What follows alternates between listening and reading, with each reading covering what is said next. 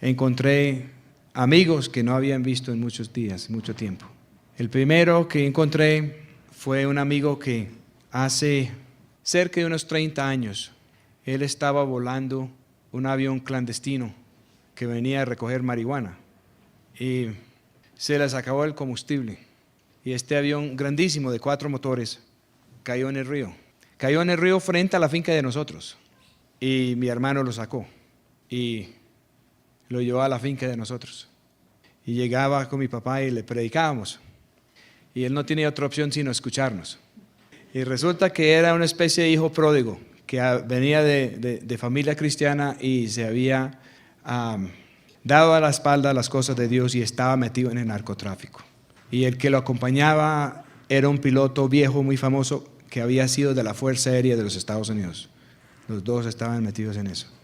Pues para achicar la historia, ellos tuvieron que presentarse a la justicia y este joven dijo al juez que él había pensado hacer ese viaje, pero que Dios decidió otra cosa y que el Señor lo paró y que lo tumbó, pero que el Señor le había dado otra oportunidad de comenzar de nuevo su vida. Y él dijo al juez que él estaba dispuesto a lo que dijera el juez. Y el juez dijo, dado que Dios le ha dado una nueva oportunidad, yo voy a hacer lo mismo. Y no lo mandaron a la cárcel. Y él lleva ya todos estos años fiel con el Señor, bien con el Señor, en una iglesia. Y me dio mucha alegría. Casi no lo reconocía porque al pasar los años y él tiene deseos de venir en otras condiciones. Pero él es uno de los que ha estado apoyando y moviendo cielo y tierra para que podamos tener literatura y para que podamos tener apoyo en las emisoras y en muchas cosas.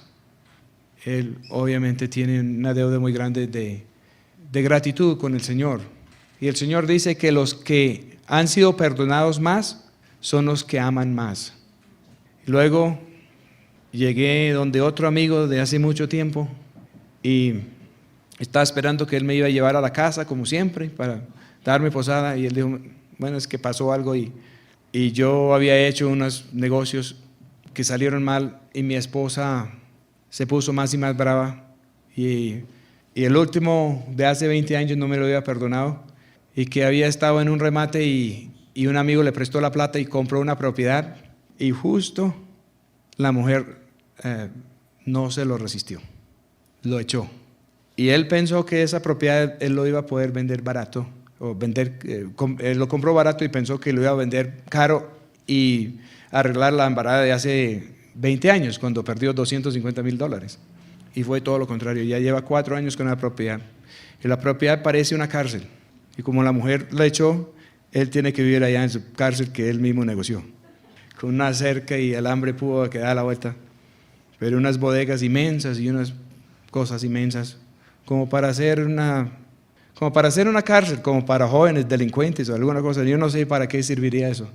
Pero él pensó que era un buen negocio y la mujer no. Y yo pensé, después de eso, voy a tener que tener más cuidado porque mi esposa me ha perdonado mucho. Quién sabe si hago algún negocio y sea lo que rebosa la copa. Y de ahí seguí y fui a un ancianato. Y son unos ancianos que la vida de ellos ha sido apoyar misiones y misioneros. Y ellos hacen una reunión mensual y llevan años y años y años haciendo eso. Y usted los ve, unos ancianitos ahí. Y al pasar los años, es increíble el apoyo que ellos han dado a la obra del Señor por el mundo entero. Ellos miran a ver cómo pueden dar lo que más les alcanza en la ofrenda. Y siempre la ofrenda es bueno. Y mi papá tenía que ir allá y no pudo ir y llegué yo. Y estuvieron muy contentos. Y de ahí salí, encontré otros amigos que no había visto en muchos años. Y luego fui a la fábrica del avión, el Ángel o Angel. Y justo estaban ahí con un cliente, estaban vendiendo un avión que es solo el segundo avión que venden allá. Y conocí al señor que compró el avión y me dejaron volar el avión. Y entonces fue muy interesante para mí. Y no sé qué va a pasar en esa fábrica. Lo cierto es que nosotros abrimos una pequeña cuenta de ahorros porque algunas personas comenzaron a mandarnos plata para comprar ese avión, pero llegaba a $50 o $100 y el avión valía $700,000. ¿Y qué vamos a hacer? Lo único que podemos hacer es abrir una cuenta de ahorros y ir poniendo las platicas ahí y dejar eso en manos de Dios. Pero ¿cómo le parece que yo estuve ahí diciendo, sí, si pasara algún milagro, pues quisiera tener un avión de estos, pero yo no sé cómo voy a conseguir toda esa plata? Y el dueño de la fábrica me miró y dijo, no, si usted fuera a comprar el avión, no valdría el precio de lista, sería solamente $500,000 y nosotros ayudaríamos sobre eso. Entonces quedó la cosa rebajado casi en una tercera parte, pero es como si nada, porque ¿cómo vamos a hacer eso? Aún las 2/3 partes no es viable para nosotros. Pero a pasar los años, la cuentica de ahorros ya tiene $20,000 y la junta de la fábrica, cuando alguien quiere apartar un avión, el depósito que requieren es $20,000. Pues si donaron esa plata para eso, pues vamos a mandarles esos $20,000 y vamos a ver qué pasa. Entonces mandamos los $20,000, están en eso.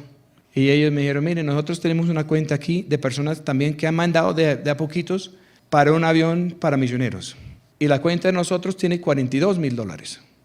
Y les proponemos una cosa. Si con los $20,000 de ustedes y si con los 42 de nosotros, si sumamos eso y si alcanzamos a cumplir $100,000, que faltarían 38 más, vamos a hacerles un avión a ustedes. Y el resto, lo que falta pagar, vamos a confiar que el Señor lo va a mandar. Y si terminamos de hacer el avión y no está pago, les dejamos el avión y usted lo puede llevar a eventos en Estados Unidos y en Canadá a ver quién quiere aportar y quién quiere ayudar hasta completar eso. Vamos a ver qué nos tiene el Señor ahí. No es que estamos detrás de lujos, solamente que yo sé que hay sitios muy lejos, muy retirados en Colombia, que si no es por avión no se puede ir. Y hay sitios en la selva donde no es aconsejable volar un avión de un solo motor. Se puede hacerlo 1 o 2 veces, pero si lo hace toda la vida, el día que se apague el motor, le va a resultar allá metido en la selva en un problema tremendo. O en tantos sitios donde, aun si se cae en un potrero o en una pista, es posible que las personas que vamos a encontrar no van a ser todos amables. Lo otro es que estamos encontrando personas amables donde menos pensábamos. Y han habido muchas consecuencias de los mensajes por radio y de las Biblias y otros libros que se han repartido. Entonces, vamos a seguir orando para cada persona que haya recibido una Biblia. Muchas personas que nunca han tenido una Biblia y están muy interesados y lo lean desde el Génesis hasta el Apocalipsis y después vuelven y se repiten y escuchan la emisora y captan los mensajes y ponen a seguir eso. Y hay personas que Dios está formando, que al momento que el Señor termina con esas personas que Él está formando, va a haber un grupo de personas que el Señor tiene, que en este momento muchas de esas personas no nos conocen, ni nosotros les conocemos, ni ellos se conocen los unos a los otros. Pero podemos llegar a una etapa cuando el Señor pone a unir las cosas. Nosotros no estamos interesados en que todo el mundo haga caso a nosotros. De eso no se trata. No estamos tratando de levantar otro movimiento religioso. Con un movimiento más no vamos a solucionar los problemas. Lo que ha sido el llamado nuestro es de lanzar un mensaje a individuos donde quiera que se encuentren, en el sitio donde estén, para buscar la limpieza de corazón, un cambio de actitud, para que cada uno pueda estar con la conciencia limpia delante de Dios y delante del prójimo. Y si eso sucede individuo por individuo, puede haber un impacto que puede hasta cambiar el rumbo del país. Y si el rumbo de este país es cambiado así, el impacto no va a ser solo en Colombia, sino que va a haber un impacto mundial. Así como han culpado a Colombia de muchas maldades, Así como tenemos mala fama aquí, por unos pocos que han hecho quedar mal a todos. Pero ¿qué tal si otros pocos levanten otra consigna desde Colombia? Entonces, después de estar en la fábrica del Ángel, me fui para el norte de Minnesota, que es donde me criaron pequeño. Y allá están amigos que me han conocido desde hace 51 años que tengo. Y todos se pusieron muy contentos. Y ellos me llevaron a otra fábrica de aviones que hacen allá. Y también me dejaron volar el avión. Y hay una emisora allá que se llama Refuge Radio, que hace algún tiempo tomaron una decisión que ellos querían apoyar a alguien diferente a ellos mismos. Entonces, de lo de ellos, comenzaron a diezmar a nosotros sin conocernos a nosotros. Y eso es una de las razones por la cual hemos podido mantener estas emisoras. Si no hubiera sido por personas así, no hubiera sido posible. Y estas personas no nos conocían y se pusieron a hacer eso. Entonces estuve con ellos en la emisora de ellos y pasé un día, estuve en otra emisora y participé en 3 emisoras.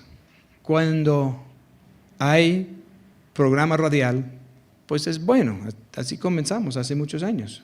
Pero el que maneja un programa radial ante una emisora es cliente y ellos tienen cierto trato a los clientes. Pero el que maneja la emisora o tiene una emisora, cuando llega a otra emisora no es cliente, es colega. Y eso es muy diferente, porque a los clientes hay que sacarles plata, pero a los colegas hay que colaborarles.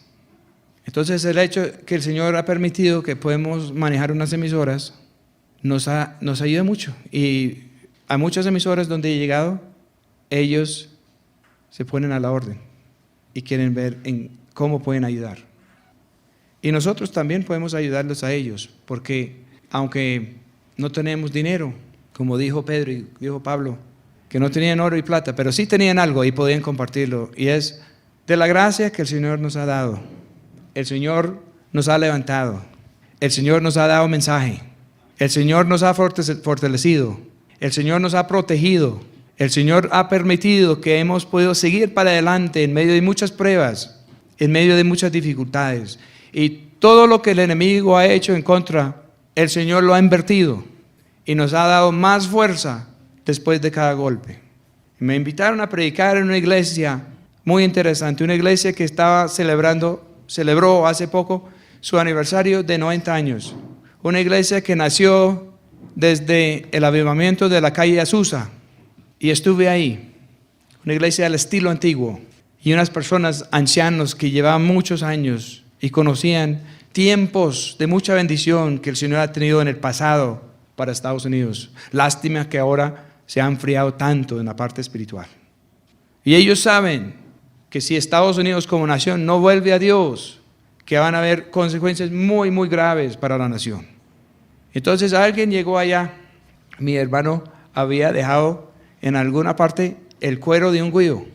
El cuero del güiro tenía 22 pies de largo, más de 7 metros, y tenía más de 80 centímetros de ancho. Y lo sacaron y lo enrollaron ahí en la plataforma. Y yo estaba predicando y el güiro pasaba por un lado al otro.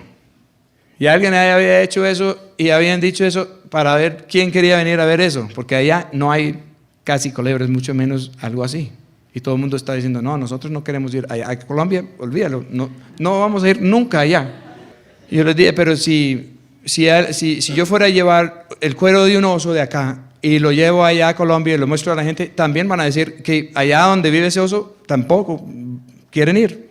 Pero entonces abrí la Biblia a Génesis capítulo 3 y en los versículos 15 y 17 y 18, donde el Señor dice que va a haber la simiente de una mujer que va a tener un problema, que la serpiente le va a hacer un problema al calcañar, pero que él va a aplastar la cabeza de la serpiente.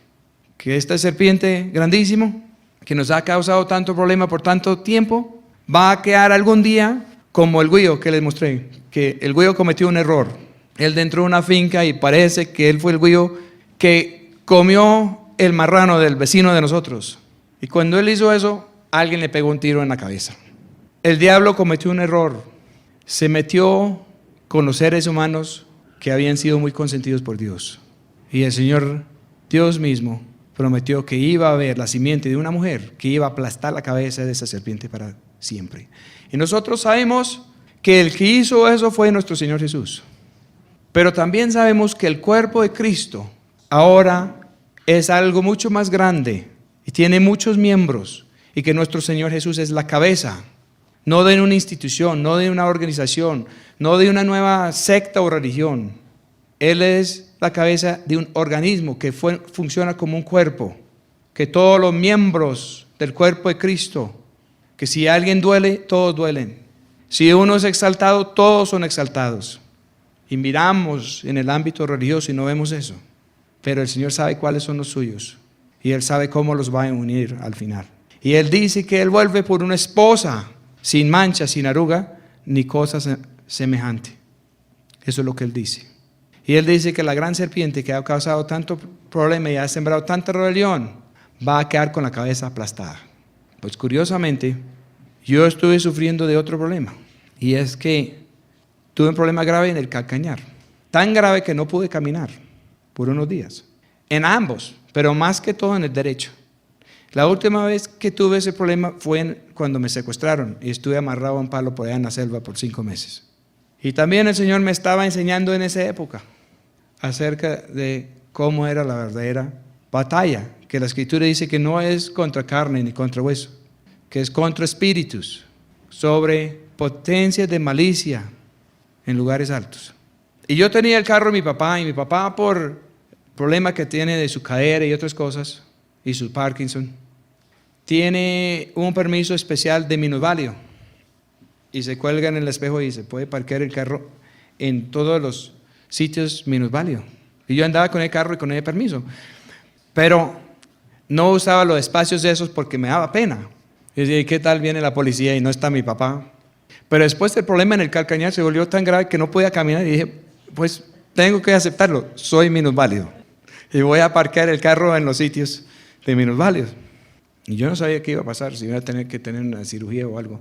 Pero el Señor hizo eso, permitió eso, para que yo cogiera para Estados Unidos y no para el monte, porque yo iba a ir para el monte para caminar por allá en las cordilleras y saludar a unos amigos especiales que tengo por allá, y el Señor no lo permitió. Y resulta que tengo unos amigos especiales y también tengo otros enemigos especiales. Y era mejor dejar a la situación quieto, pero yo no lo iba a hacer. Entonces el Señor sabía cómo inclinar la balanza, porque yo estuve pensando la cosa así: si voy y cumplo con una obligación de mi papá, o voy para el monte y voy y cargo el carro con Biblias y con radios y me meto por allá quién sabe para dónde y cojo cordillera adentro, y así como me gusta. Pero cuando no podía caminar, pues no me quedó otro sino ir para Estados Unidos y subirme en el carro con el permiso de minusválido. Pero ahora estoy mejor.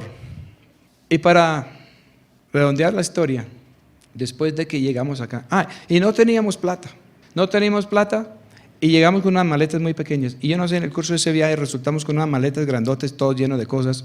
Pasaron cosas que nunca he visto. Claro que el Señor siempre nos ha consentido mucho. ¿Cómo le parece que yo, pues resulté otra vez con la chaqueta vieja que a mi esposa no le gusta, pero ya la solución está, porque di a un almacén que tenía unas chaquetas muy bonitas y el precio era de $105 cada uno. $105, imagínense, que sería 200 y pico de mil, como 220,000 pesos o más. Y ¿sabe a cómo los compré? Los pusieron en rebaja a $2.99 cada uno. Y cogí 4. Y así el Señor nos consintió.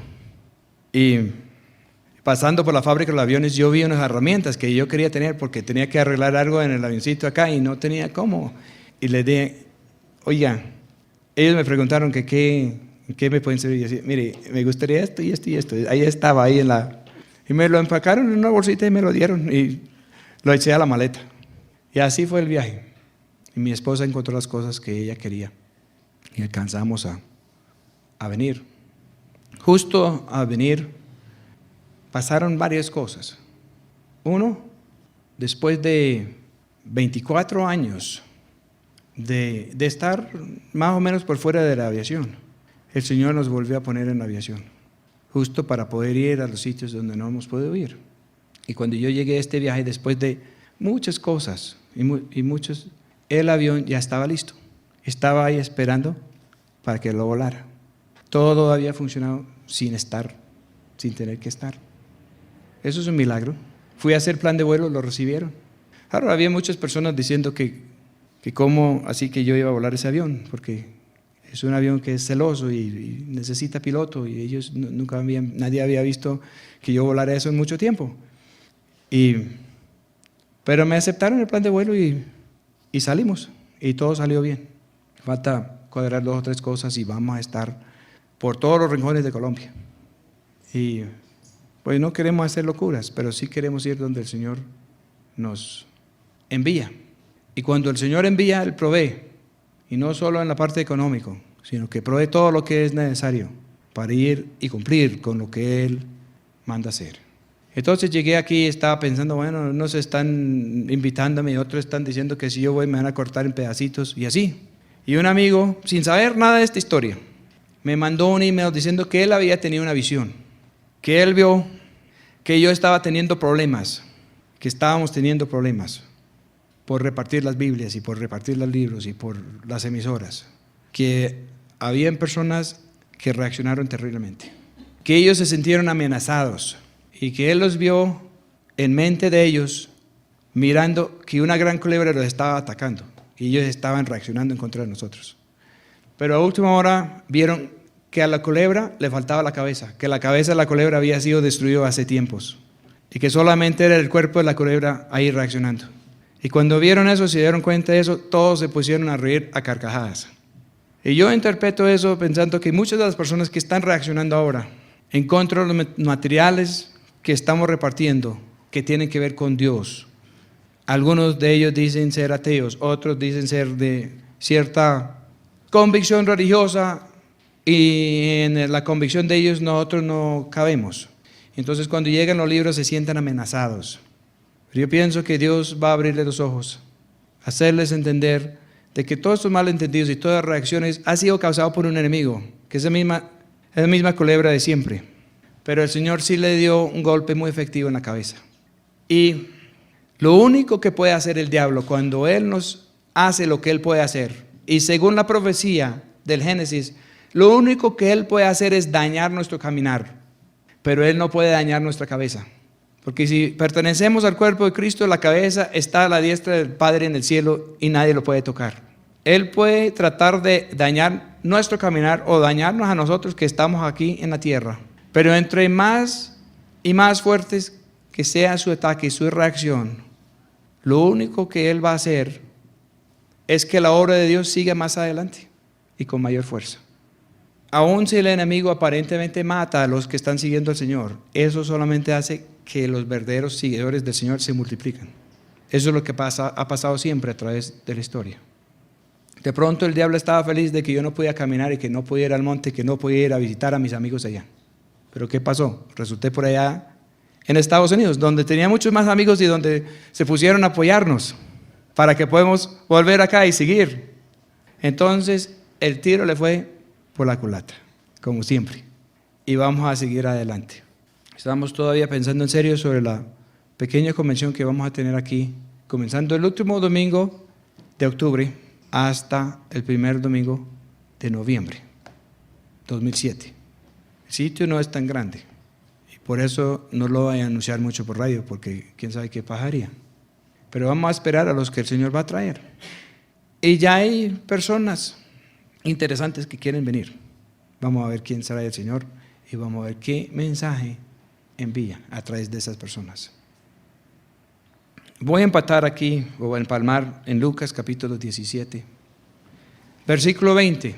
Dice, y preguntaba por los fariseos cuándo había de venir el reino de Dios. Les respondió y dijo, el reino de Dios no vendrá con observación, ni dirán helo aquí o helo allí, porque he aquí el reino de Dios entre vosotros está. Los fariseos, la mayoría de ellos estaban causando problemas al Señor Jesús. Estaban causando problemas al Señor Jesús de la misma manera que hay personas causándonos problemas hoy en día, a nosotros y a otras personas que tenemos la misma convicción. Y hoy sigue igual. Hay personas que quieren saber cuándo va a venir el Señor, cuándo va a haber prodigios, maravillas, milagros. Todo el mundo quiere saber cuándo va a haber todas esas cosas. Destrucciones, etc. El Señor los regañó. Él era el reino de Dios. Y Él estaba entre ellos. Y ellos no se dieron cuenta. Él llegó por primera vez y lo rechazaron. Pero Él está por llegar por segunda vez. Pero aquí hay algo que ha sido un misterio, ha sido velado. Si tuviéramos tiempo ahora de leer más adelante, aquí en el Lucas capítulo 18, enseguida, dice que Él explicó claramente a sus discípulos de que lo iban a torturar, que lo iban a matar, que al tercer día Él iba a resucitar. Y que eso quedó velado a los discípulos. No podían entender lo que iba a pasar. Ellos siguieron sin poder coger eso.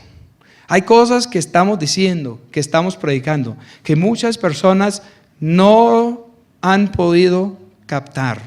Personas que tienen a veces puestos de liderazgo, inclusive. Y pueden haber personas muy sencillas, a veces el que uno menos piensa, y el Señor les da la revelación y pueden entender. No solo lo que estamos predicando nosotros, sino pueden abrir la Biblia y leerla y entenderla. Que la persona que lee la Biblia, que no recibe un toque sobrenatural del Señor, no puede ver lo que hay en realidad allí. ¿Qué es lo que va a pasar? El Señor va a venir por segunda vez. Nosotros sabemos que Él va a venir por segunda vez. Nosotros sabemos que el Señor Jesús está a la diestra del Padre y que ese mismo Jesús va a volver, dice la Escritura. Pero la Escritura también dice que Jesús es la cabeza de un cuerpo de Cristo, de muchos miembros. Y que aún los miembros del cuerpo de Cristo que se han muerto y que están con Él, no pueden entrar en algo sublime que el Señor tiene para nosotros sin nosotros. Todo tiene que pasar juntos. Y si el Señor Jesucristo va a volver, el Señor Jesús, que es la cabeza, va a volver, pero el resto del cuerpo, va a haber algo en el resto del cuerpo. Va a haber algo notable en el resto del cuerpo. Y eso para muchos es helado. No alcanzan a comprender. Están preguntando todavía cuándo vendrá el reino de Dios. Y el Señor les dijo, el reino de Dios vendrá sin observación. Los que tienen la vida y la naturaleza de Él y la consienten y dan primera prioridad a eso, dan la prioridad a la vida de Él, sin importar la vida de nosotros, van a resultar en una venida del Señor sin observación. He aquí, el reino de Dios entre vosotros está. Él estaba ahí parado entre ellos, pero Él se fue para poderlo hacer mejor, para poder enviar el Espíritu Santo y para poder poner la misma vida, la misma naturaleza que Él tuvo dentro de cada uno de nosotros, en medida, para ver si el que es fiel con lo poco puede entonces recibir más. Y dijo a sus discípulos, días vendrán cuando desearéis ver uno de los días del Hijo del Hombre, y no lo veréis. El pueblo de Dios de ese entonces, el pueblo que llevaba el nombre de Dios, rechazó al reino de Dios porque rechazaron al rey. Y lo que el Señor quiso hacer para esa nación, no lo pudo hacer. Pero aun cuando no pudo hacer el bien que Él tenía pensado para Israel, el rechazo de los judíos, según el apóstol Pablo en Romanos capítulo 9 y en adelante, abrió la puerta para que el Señor derramara su gracia sobre los gentiles y diera la oportunidad al resto del mundo entero. Y la Escritura dice que si el rechazo de los judíos resultó con semejante oportunidad para los gentiles, ¿cómo será el día cuando haya plena aceptación de parte de los judíos? Pablo lo resume así: vida de entre los muertos, resurrección. Si leemos Zacarías capítulo 14, queda bien claro que la nación de los judíos va a tener que pasar por un apretón muy, muy severo, donde la mayor parte de la nación va a quedar destrozado, donde solamente quedará un remanente. Pero también la Escritura está claro, ese remanente será salvo. Yo pienso que días similares vienen para la iglesia cristiana, católica, ortodoxo, como lo queremos nombrar. Va a haber un apretón en el mundo. Se está acercando. Está profetizado. Y el Señor dice que a Él no le gustan los tibios, que va a llegar el momento cuando Él va a expulsar a los tibios de su boca, que Él prefiere que las personas estén o fríos o calientes, pero tibios no. ¿Por qué? Porque los tibios representan mal a Él. La raíz de los problemas aquí que tenemos en Colombia, no creo que sea injusticia social, no creo que sea pobreza, no creo ni siquiera que sea corrupción, aunque la corrupción está en el fondo y es uno de los factores que causan la pobreza y la injusticia social. Pero si escarbáramos más, yo diría que la raíz del problema aquí, así como en el resto del mundo, es que hay personas que dicen representar al Señor y no lo están representando como Él es. Lo están representando mal, muy mal. Y cuando tenemos eso sucediendo en nombre de Dios, y no importa en qué grupo, eso produce una reacción en los jóvenes. Algunos se vuelven fariseos y se vuelven 2 veces más graves que sus padres, porque creen que pueden manejar preceptos y doctrinas y que eso los va a salvar. Las doctrinas y los preceptos, aun cuando son ciertos, nunca nos podrán salvar. El único que nos puede salvar es el Señor Jesús. Y aparte de Él, no hay nada bueno. Nosotros no podemos sacar unas esencias y unas doctrinas y manejarlos nosotros sin hacerle caso a Él. Eso no funciona. Y la religión, cuando los humanos han hecho eso, ha sido desastrosa y ha estado lleno de peleas de una índole y de otras. Y los que miran eso, y los que miren el mal testimonio de la fachada de fariseo y la corrupción por dentro, los que no se vuelven más fariseos todavía, la otra clase de reacción, en particular con los jóvenes, es rebeldía total en contra de todo lo que tiene que ver con Dios. Los rechazan totalmente, dicen que si esos son los representantes de Dios y si hacen eso, entonces no queremos saber nada de Dios. Carlos Marx era así, él había visto unos malos ejemplos, lo rechazó tan profundamente que en algunos de sus escritos oscuros que sus seguidores han escondido y no han sacado a la luz pública, pero que ha salido a la luz pública en un libro escrito por Richard Wurmbrand, Carlos Marx dice que él prefiere el diablo a Dios y él hace poesía y escribe consentimiento al diablo. Y es curioso que hasta hoy en día muchos revolucionarios quieren tener un trato con el diablo y no con Dios.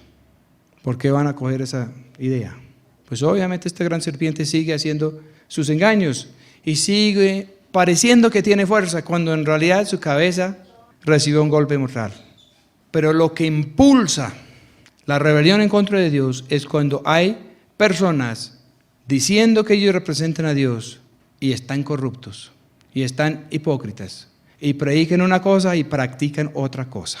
Y los primeros en notar eso son la generación de los jóvenes.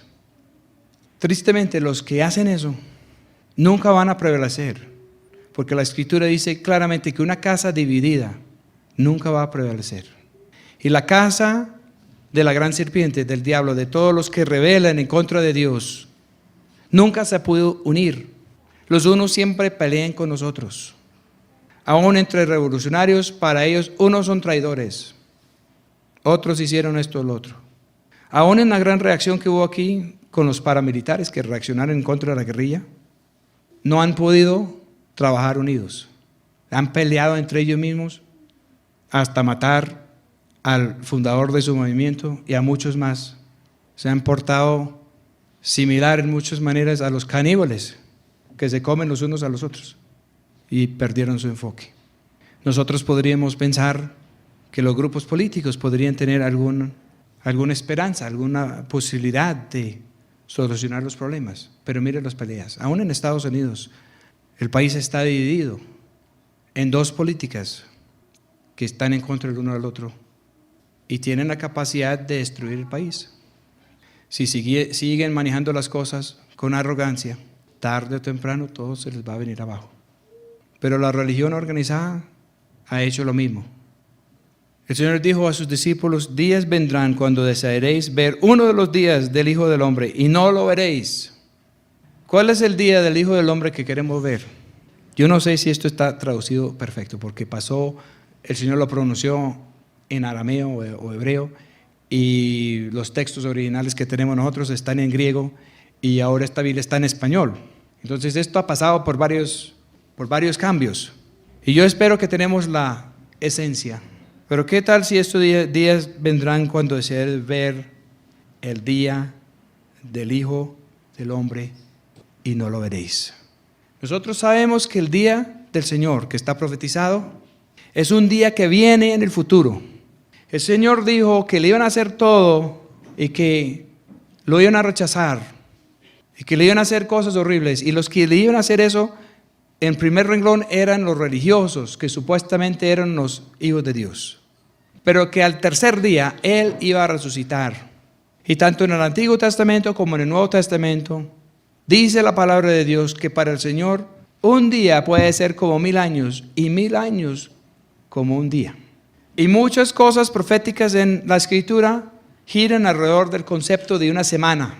Dios hizo la creación en 6 días y descansó en el 7º día, inaugurando la semana. Y desde entonces la base de nuestro trabajo humano gira alrededor de una semana que tiene 7 días.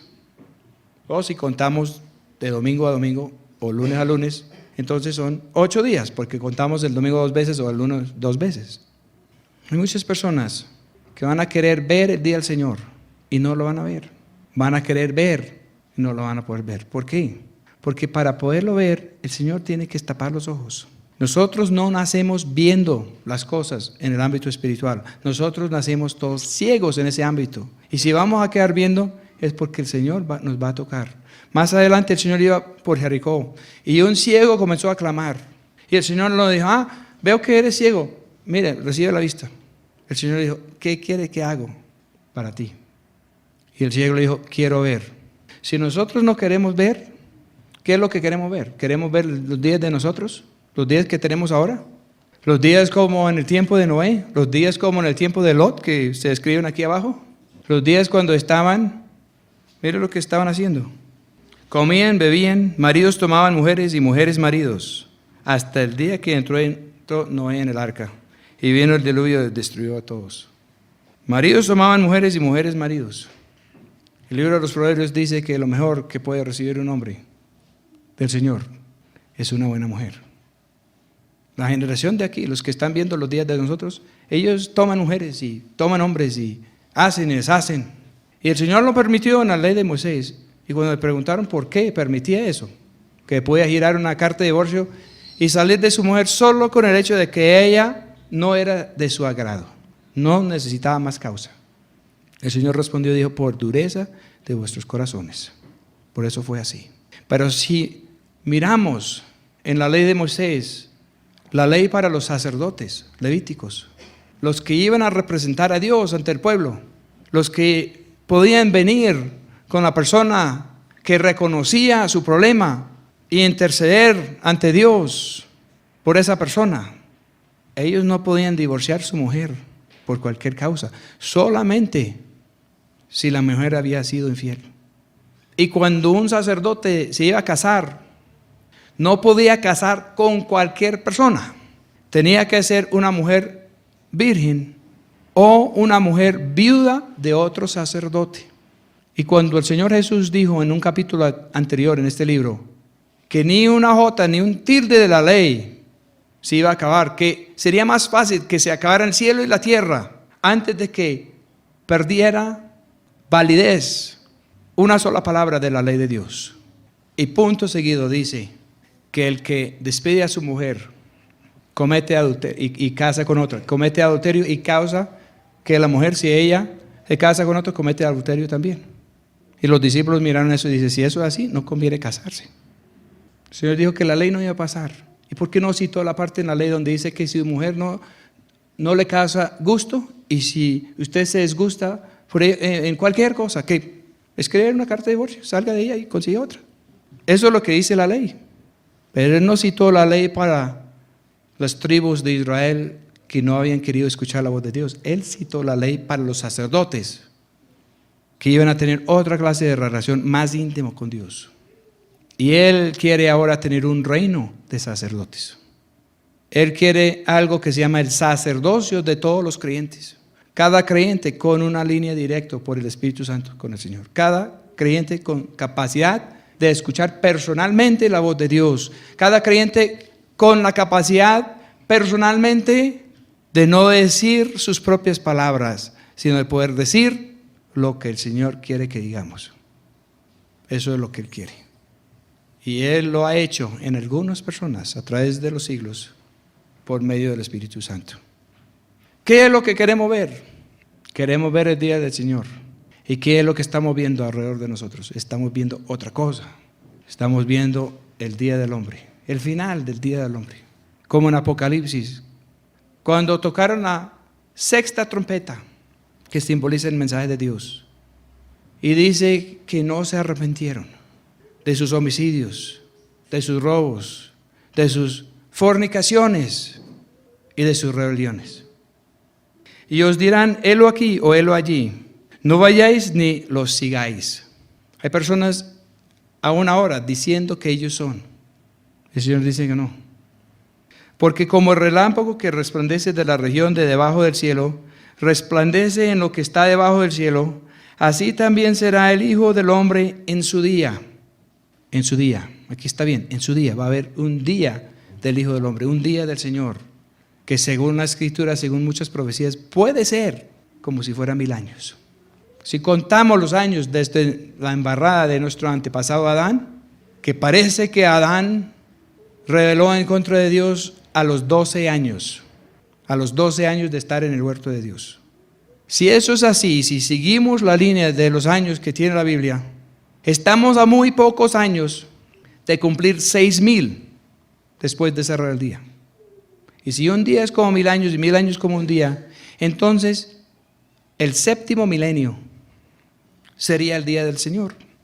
Pero la Biblia también dice que muchas personas lo van a ver y otras personas no la van a ver. En Israel hubo ejemplos, como cuando el profeta dijo que iba a haber salvación y unos no creyeron. Y uno de los que no creyó, cuando se dio cuenta, él estaba ahí en posición para recibir todo, excepto que la multitud corrió encima de él y lo aplastaron, y hasta ahí llegó. El Señor tenía la provisión para ellos. Y la provisión lo habían traído los mismos enemigos, y lo tenían los mismos enemigos que estaban sitiando la ciudad. En otro ejemplo, el profeta Eliseo se daba cuenta de los planes de los enemigos y lo reportaba el rey de Israel. Y los enemigos no sabían dónde estaba el espía, hasta que alguien dijo, no, no hay espía, es que hay un profeta y Dios le está revelando los secretos. Y él es el que está informando. Entonces el rey enemigo dijo, bueno, vamos a acabar con el profeta. Y cogió todo su ejército y fue a la ciudad donde estaba Eliseo. Y rodeó la ciudad. Y el siervo de Eliseo se asustó. Él no pudo ver. Él quiso ver el día del Señor, pero no lo pudo ver. Y Eliseo tuvo que orar por él. Y cuando Eliseo oró por él, se le abrieron los ojos y vio que los que estaban a favor de Eliseo y él eran muchos más que los que estaban en contra. Solamente por no haber podido ver en el ámbito espiritual, no se dio cuenta de la situación porque estaba viendo solo con los ojos del mundo, de este mundo. Y solamente veía el peligro, pero no veía la solución que ponía Dios. No alcanzó a percibir los ejércitos celestiales. El Señor es el Señor de los ejércitos, plural, no es un solo ejército, Él tiene muchos ejércitos. Entonces los enemigos quedaron ciegos. Y Eliseo les dijo que se cogieron cada uno de la mano de su compañero. Y así los sacó a tientas de allá. Y los metió en la ciudad de Dios. Y los presentó al rey. Y cerraron las murallas ya con los enemigos por dentro. Y Israel los tenía rodeados. Y el rey preguntó al profeta. Y dijo, Eliseo, padre mío, ¿qué hago? ¿Los mato? Y Eliseo dijo, no los vaya a matar. Háganles un buen almuerzo. Atiéndalos bien. Entonces los atendieron bien. Y en medio de toda esa tensión, Dios les abrió los ojos y se dieron cuenta dónde estaban. Y se dieron de cuenta de lo que estaba pasando. Y se pusieron contentos. Y los despacharon bien para sus casas. Y hasta ahí llegó la guerra. No hubo más guerra con esa gente. ¿Qué va a pasar? ¿Qué va a pasar? Algunas personas que parecen que son, no van a ser. Otras personas que parece que no son, van a ser, dice la palabra. Así como el Señor murió al tercer día, todo el cuerpo de Cristo ha sido rechazado y ha sufrido los últimos 2 días proféticos, los últimos 2000 años.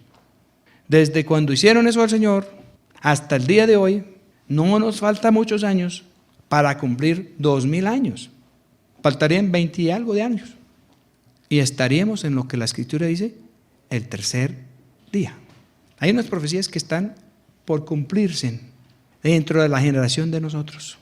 Los 6000 años desde la rebeldía de Adán está por cumplirse pronto.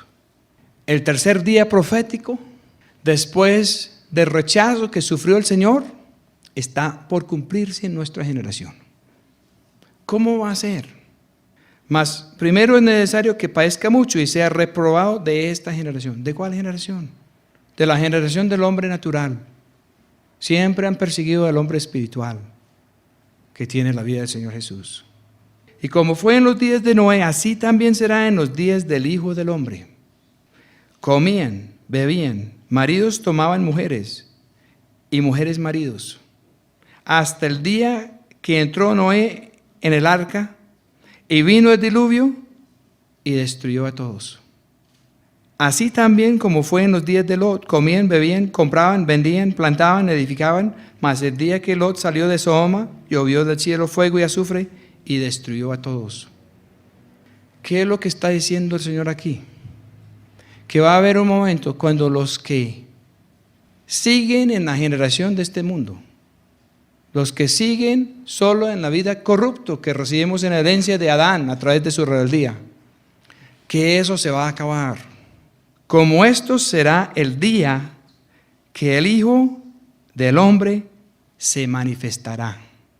En 2 de Tesalonicenses, 1 de Tesalonicenses también habla de 2 clases de manifestación. De una manifestación de un hombre pecado y de una manifestación de la gloria de Dios como nunca se ha visto. Y que la gloria de Dios va a acabar con lo otro. Y que va a ser en un instante. Cuando Josué tomó la tierra prometida, cuando Dios le dio la victoria, primero entraron a la tierra prometida y había muchas cosas que tratar y tomaron a Jericó y después habían problemas con uno de los de Israel que afectó a una familia entera y causó la derrota hasta que las cosas se enderezaron. Y después ellos recibieron unos enemigos cuando Dios no quiso y más problemas. Pero llegó el momento cuando entraron en la batalla y Josué dio una orden al sol que se quedara quieto y a la luna que se quedara quieto. Y dice que hubo un día que duró lo necesario para que Dios venciera los enemigos de su pueblo. Eso es lo que va a venir. Pero hay unas partes preliminares. No todos estos eventos tienen la misma fecha. El 7º milenio de la humanidad va a entrar primero. El tercer día profetizado desde el tiempo del Señor Jesús va a cumplir un poquito más tarde. Nosotros no podemos decir con precisión exactamente qué va a pasar ni cuándo. Pero lo único que podemos decir es que estamos en un tiempo cuando conviene estar bien con el Señor. Cuando conviene estar fiel en lo que el Señor nos ha puesto a hacer. El Señor dice que cuando Él vuelve, los que Él encuentra cumpliendo con la responsabilidad que Él les dejó y dando el alimento en su tiempo a la familia, a los siervos y las siervas de Él, que esas personas van a recibir más responsabilidad cuando Él viene. Y Él dice que los que encuentra el mal, haciendo el mal, que los va a quitar de sus puestos y no va a permitir que ejercen más autoridad entre lo de Él. Eso es lo que está claramente profetizado. Como esto será el día en que el Hijo del Hombre se manifestará. ¿Qué es lo que quiere decir? Que Él estuvo, Él está. No se dieron cuenta, los fariseos no se dieron cuenta. Estaban pidiendo cuándo viene el reino de Dios. Y el rey estaba ahí. Y para los antiguos el rey es el reino. Todo lo que pertenece al rey es el reino. Y el rey es todo eso. Y ellos tenían el rey ahí. Y el reino de Dios estaba entre ellos. Y ellos estaban preguntando que cuándo iba a venir. Pero aquí dice que va a haber el momento cuando se va a manifestar la cosa. Pero ahora el rey es de muchos miembros. ¿Cómo va a ser cuando se manifiesta el rey? el Hijo del Hombre se manifestará. Interesante. Es algo que no se puede entender a menos de que el Señor da la revelación. En aquel día, el día que haya esa manifestación, el que estuviera en el terrado y sus alhajas en casa, no desciende a tomarlas, y el que en el campo, asimismo, no vuelva atrás. La Biblia hace énfasis en el que está dispuesto a dejar todo para seguir al Señor. En unos pocos versículos adelante tenemos el caso triste del joven rico, que no pudo dejar esas cosas atrás. El día que me secuestraron, en el 83, me secuestraron porque yo había dejado unas cosas atrás. Y yo quería ir y ver cómo los vendía, cómo los negociaba. Los residuos de una empresa que yo tenía, cómo vendía esa empresa, cómo negociaba esas cosas. Y por ir allá, me echaron mano. La mujer de Lot seguramente pensó que era mala idea ir con los ángeles. Seguramente pensó que Sodoma no iba a ser destruido. Con toda certeza, no tomó en serio lo que dijeron, porque ellos le dijeron que no se volviera atrás, y ella miró atrás. ¿Por qué miraría atrás? ¿Por qué Lot estaba viviendo en Sodoma en vez de al pie de Abraham en el campo? Porque tiene afinidad para las cosas de este mundo. Y los que tienen su corazón cogido en las cosas de este mundo, su corazón va a hacer que jalen para donde no es. Porque va a haber un momento de tomar una decisión. Y el momento, el instantáneo, porque dice que va a ser como un relámpagazo, ¡tas!, que va a iluminar todo. Y hay que jalar para un lado o para el otro. Hay que dar la espalda a unas cosas y ir para adelante para abrazar otras cosas. Hay que acercarnos al Señor con alegría, abrazar la venida de Él. Pero es que la venida de Él va a acabar con el sistema de este mundo. Los que tienen sus alhajas en la casa y que están en el terrado, ellos tenían unas escaleras de terrado que podían salir derecho de terrado y irse si quisieron. Dice que cuando hay esa oportunidad, el que se mete a la casa a sacar sus alhajas va a perder la oportunidad. Y dice que donde está nuestro tesoro, allá estará también nuestro corazón. Y el que en el campo asimismo no vuelva atrás. Acordaos de la mujer de Lot. ¿Qué pasó con la mujer de Lot? Se quedó convertida en columna de sal. En otras palabras, quedó de ejemplo para nosotros, para no hacer lo mismo. Cualquiera que procurare salvar su alma, la perderá. Y cualquiera que la perdiere, la vivificará. Viene el momento cuando hay que entrar a abrazar algo que pone en riesgo no solo nuestra vida. Si hubiera podido traducir esto vida, pero es más que eso, es alma. La vida que tenemos nosotros, la vida que se puede perder en la muerte, esa muerte no destruye el alma. El alma tiene la posibilidad de ir con Dios, o el alma tiene la posibilidad de que el diablo la encarcele hasta el día del juicio. Así dice la Escritura. La Escritura dice en otra parte que no debemos de temer el que puede matar el cuerpo. Debemos de temer el que puede destruir el cuerpo y el alma en la segunda muerte.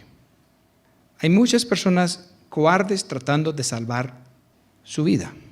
Hay otras personas que ni siquiera conocen a Dios, que son héroes en las batallas porque dan su vida por su causa. Pero en cualquiera de esos casos no es lo definitivo, porque el Señor dice que va a haber una resurrección general y todas las almas de todas partes, el Señor los va a hacer resucitar. Unos a vida eterna y otros a juicio eterno. Esa es la clara enseñanza de la Escritura. Dice que las almas que están en el Hades, que es la cárcel del diablo, todos van a tener que aparecer ante el juicio de Dios. Que las almas que están en el mar es símbolo del mundo, todo eso va a tener que aparecer ante el trono de Dios. Y Él los va a separar. Y unos van para la vida eterna y otros van para la muerte eterna. Y que la segunda muerte, que es el gran lago de fuego preparado para el diablo y sus ángeles, es irreversible. Y dice que destruye tanto el alma como el cuerpo. Hay muchas personas haciendo cosas para salvar su alma. Los musulmanes piensan que si amarran una bomba con dinamita y piedras y puntillas y de todo, y van y totean eso en medio de sus enemigos y se matan, que su alma se va a salvar. Ellos están haciendo esos desastres porque quieren salvar su alma al final. ¿Qué dice el Señor aquí? Que el que quiere salvar hasta su alma, la va a perder. En el hebreo, cuando hablaban del alma, están hablando de cuerpo, de alma y todo. Están hablando de todo el conjunto. Cualquier parte que puede salvar. Hay muchas personas cristianas que han estado procurados en salvar su alma. Muy interesante. Y si traducimos esto parejo, entonces la Escritura no dice que el Señor Jesús dio su vida por nosotros, dice que dio hasta su alma por nosotros. Él dio su alma. Le mataron. El alma del Señor Jesús fue a la cárcel que tenía el diablo. Dice que Él descendió allá, al Hades, a esa cárcel. El diablo pensó que lo tenía preso. El diablo pensó que Él tenía cogido el alma del Señor Jesús con haberlo matado.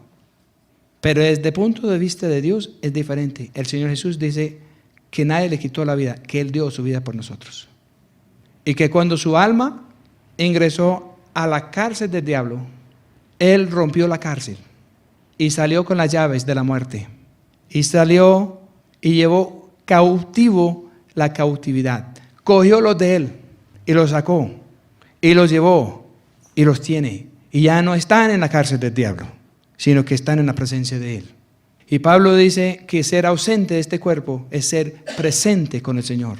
Que los que son del Señor ahora no dan a la cárcel del diablo, dan a la presencia del Señor. Eso es lo que enseña el Nuevo Testamento. Si nosotros tratamos de salvar nuestra alma para nosotros, mire el engaño, porque, hermanos, mucho evangelismo se hace mal de personas que no están presentando el mensaje de la Escritura y de personas que no han sido enviados por Dios y no tienen el respaldo y la gracia de Dios para estar haciendo lo que están haciendo. Les hicieron un curso a presentar unos puntos y van y lo hacen. Y entonces ellos dicen a la persona: usted es un pecador, pero si usted repite esta oración, usted puede salvar su alma. Usted puede repetir esta oración y dejar de hacer las cosas malas que nosotros le vamos a decir cuáles son. Y usted puede seguir haciendo las cosas que usted piense que están bien. Y solo venga a nuestra iglesia y ofrenda y diezma y háganos caso a nosotros y vamos a asegurar toda esta cosa. Pero el verdadero mensaje dice que es necesario estar dispuesto a perder aún nuestra alma. ¿Por qué vamos a perder nuestra alma? Porque tenemos que estar dispuestos a que el Señor Jesús sea de verdad el Rey. Nuestra alma no puede ser el Rey, porque hay otro Rey. La Escritura refiere al alma como Rey en muchas partes. En muchas Escrituras dice: alma mía, tal cosa. Pongan cuidado al leerlo. Cualquiera que procurare salvar su alma, la perderá. Y cualquiera que la perdiere, la vivificará. El que está dispuesto a poner su propia alma en el altar. ¿Cuál es el problema en muchas partes? Donde han recibido hasta dones del Espíritu, pero donde el alma del hombre quiere seguir siendo el centro. Piensan que con condenar los graves excesos de la carne, pero se meten en un ámbito del alma, donde se meten en grave peligro, tratando cada uno de salvar su propia alma. Y después, el comentario es: fulano está salvo, y sultano no está salvo, cuando solo Dios puede mirar los corazones. Es verdad que unos se van a salvar y otros se van a perder, pero no es como ellos están pensando, en la mayoría de los casos. El Señor está buscando los que están dispuestos a entregar su alma a Él. ¿Y por qué será que nos duela tanto? Que pensamos que es tan dramático que el Señor tenga nuestra alma. ¿Por qué era? ¿Por qué era que el ser humano quiere hacer lo mínimo suficiente para salvar su alma? En vez de olvidar de eso y simplemente entregar todo, incluyendo su alma al Señor, para que el Señor haga lo que le parece mejor. Y si tenemos que llorar un poquito al comienzo, vamos a estar muy contentos después. Porque el que pierde su alma por causa del Señor y el Evangelio, lo va a hallar después. Os digo que aquella noche estarán dos en una cama, el uno será tomado y el otro será dejado. Dos mujeres estarán moliendo juntas, la una será tomada y la otra será dejada. ¿Cuáles? Dos hombres. Está Adán y está el nuevo Adán, Cristo. Nosotros vamos a ser hallados en uno de esos dos hombres. O estamos en Adán, buscando salvar nuestra propia alma, buscando engrandecer nuestra alma, buscando, aún creyendo las mentiras del diablo, pensando que si tomamos del fruto del árbol del conocimiento del bien y del mal, que vamos a llegar a ser como Dios. O como el rico que dijo a su alma que iba a hacer unos graneros más grandes y no supo que esa noche iba a morir y iba a perder todo. O estamos en Adán o estamos en Cristo. Adán se pierde, Cristo se salva. Y no podemos entrar en Cristo con repetir una oración tratando de salvar nuestra alma. Es una mentira. Nosotros solamente podemos entrar en Cristo entregando nuestra alma a Cristo, para que Él haga lo que le parece, para que enderezca aún cosas que para nosotros están bien. Por eso la promesa de Dios en Isaías 61 dice que Él nos va a dar gloria en lugar de cenizas. Porque tenemos que entregar todas nuestras ambiciones. Nosotros estamos con miedo de que el Señor va a acabar con cosas en nuestra vida. Y por eso no queremos hacer una entrega total. Pero no sabemos que si entregamos nuestra alma al Señor, que incluye todos nuestros deseos, todas nuestras proyecciones hacia el futuro, todos nuestros anhelos, que Él nos va a conformar a la imagen de Jesucristo. Y vamos a quedar bienaventurados. Y vamos a quedar unidos con todo un resto de personas que han hecho lo mismo. Y lo que nosotros hubiéramos tenido como individuo no es nada en comparación con lo que tiene el Señor y todos los que son de Él.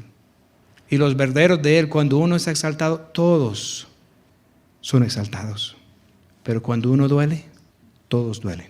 Entonces nosotros no podemos ser parte del cuerpo de Cristo y no sentir lo que ha pasado a través de los siglos con los que han entregado hasta su alma para el Señor.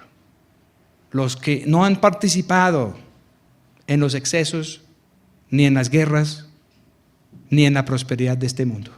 Los que han cogido los recursos que el Señor les ha permitido y que los han usado para tener tesoros en el cielo. 2 mujeres estarán moliendo juntas.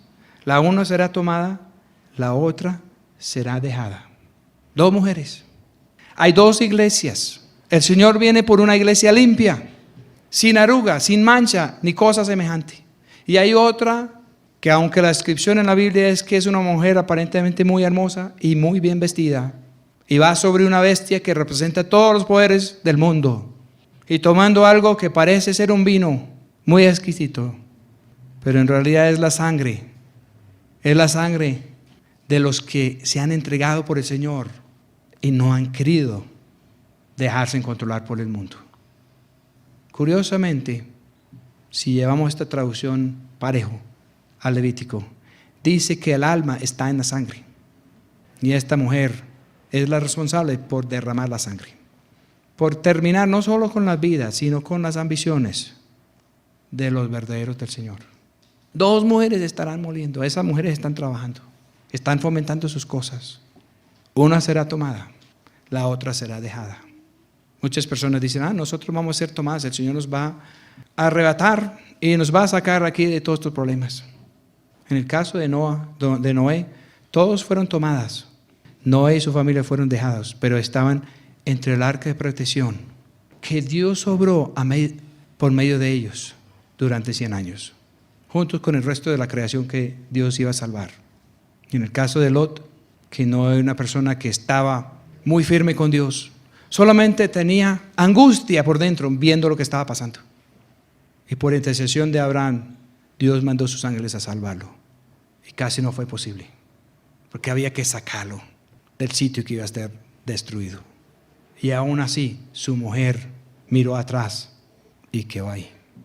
El Señor no nos va a entrar en el reino de Él, en los propósitos eternos de Él, si nuestro corazón no quiere estar ahí. Si nosotros estamos queriendo otra cosa, aún si estamos en mitad de camino entre Dios y entre la perversidad, eso no es suficiente. Y tristemente, Lot no logró pasar bien su fe a sus hijos. Sus hijas tuvieron problemas graves. Y la sentencia de Dios era que los descendientes de Lot, Moab y Amón, no podían entrar en la congregación de los santos de Dios ni hasta la 10ª generación. Era algo que simboliza lo tibio, aunque por intercesión de Abraham, Dios sí salvó a Lot. 2 mujeres, una iglesia verdadera, otra iglesia falsa. Ambas están moliendo. Unos pertenecen a la una, otros pertenecen a la otra. Aún en una misma congregación hay personas que son de la una y otras que son de la otra. El El Señor dijo que la cizaña iba a estar entre el trigo hasta el tiempo el final. Una será tomada. En la parábola de la cizaña y el trigo, ¿cuál es tomada primero? La cizaña. Y la otra será dejada. ¿Por qué? Porque el Señor se va a manifestar a través de su cuerpo. Y Él no va a sacar su iglesia de este mundo de tinieblas y de corrupción y de problemas. La va a poner a brillar. Y cuando está sin mancha, sin arruga ni cosa semejante, Él va a volver por ella. Dos estarán en el campo, el uno será tomado y el otro será dejado. Y respondiendo le dicen, los mismos fariseos que estaban ahí, que pensaron que ellos sabían todas las respuestas y que ellos tenían todas las profecías perfectamente calculados. Y respondiendo le dicen, ¿dónde, Señor? Y Él les dijo, donde estuviera el cuerpo, ahí juntarán también las águilas. Pero esto tiene la posibilidad de una doble traducción.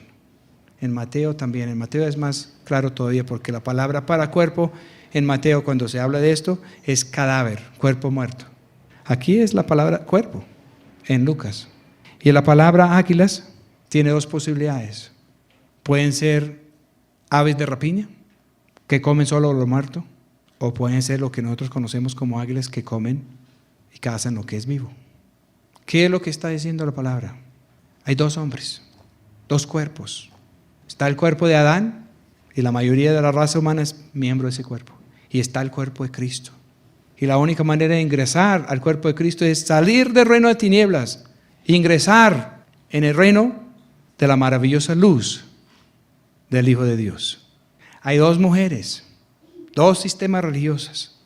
Uno es el verdadero cuerpo de Cristo y el otro es una gran prostituta que influye sobre los mismos reyes de este mundo. Los que son recogidos primero son la cizaña. Lo que queda es el trigo. Por un tiempito. Muchas escrituras hablan de parar firme en la batalla al final. El que queda parado de último es el vencedor en la batalla. Lo que va a quedar en el campo de batalla al último es el trigo, no es la cizaña. Pero después el Señor entra y cosecha el trigo. Unos están pensando, bueno, que van a salvar su alma y que se van a ir al cielo. Y eso parece ser una buena cosa a desear. Pero cuando el Señor entra a la cosecha del trigo, cuando Él lo recoge, si seguimos por el libro del Apocalipsis, la Escritura dice que los cielos que son ahora y la tierra que es ahora, que llegó el momento que no podían ser hallados, porque Él había resultado con cielos nuevos y tierra nueva, donde mora la justicia. Y la última visión de Apocalipsis es la ciudad santa descendiendo del cielo a permanecer aquí en la tierra. El Señor resulta con una nueva tierra que se vuelve paraíso, aún mejor de lo que había en el huerto cuando Adán y Eva vivían en la presencia de Dios. Muy interesante.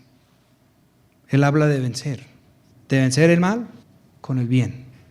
Él habla de pelear con una espada que se llama la verdad, que es mucho más eficaz que las otras armas. Él habla de muchas cosas que a través de los siglos los hombres lo han interpretado a su propia manera. Lucas 18 comienza con una parábola que tiene como su enseñanza la necesidad de orar siempre y no desmayar.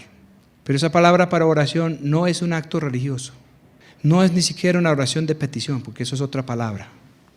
La palabra de orar sin cesar que usa Pablo y que usa el Señor aquí para orar siempre, habla de una relación, un vínculo abierto de doble vía entre nosotros y Dios, como cuando su computadora está conectada en línea y permanece en línea. Y la línea puede permanecer ahí, o puede llegar algo a su computador, o usted puede mandar algo, pero se recibe y se envía lo necesario. La oración de la cual está hablando el Señor aquí, no es nosotros rechinar nuestros dientes y comenzar a gritarle al Señor y repetir y repetir y repetir y repetir. El Señor dice que los paganos hacen eso. El Señor dice que el Señor sabe lo que necesitamos antes de pedir. El Señor quiere que nosotros tengamos una línea abierta, no solo con Él, por el Espíritu Santo, sino con su Padre. Porque la clave de todo está en el Padre. Y si nosotros estamos en un vínculo con el Padre, no tenemos que preocupar por más nada. Si buscamos primero el reino de Dios y su justicia. Todo lo demás vendrá por añadidura. Pues nosotros podemos pedir cosas especiales a Dios. Y el Espíritu Santo nos puede enseñar a orar. Pero si nosotros estamos tratando de salvar nuestra alma y engrandecer nuestra alma, nuestra relación con Dios no va a funcionar correctamente. Es así de sencillo. El Señor nos trata en ese nivel. Él no nos rechaza. Él está buscando salvar a lo que más pueda. Y cuando alguien viene en buena fe como un niño pequeño y quiere, Dios lo trata hasta cierto punto. Pero Dios no está satisfecho con eso.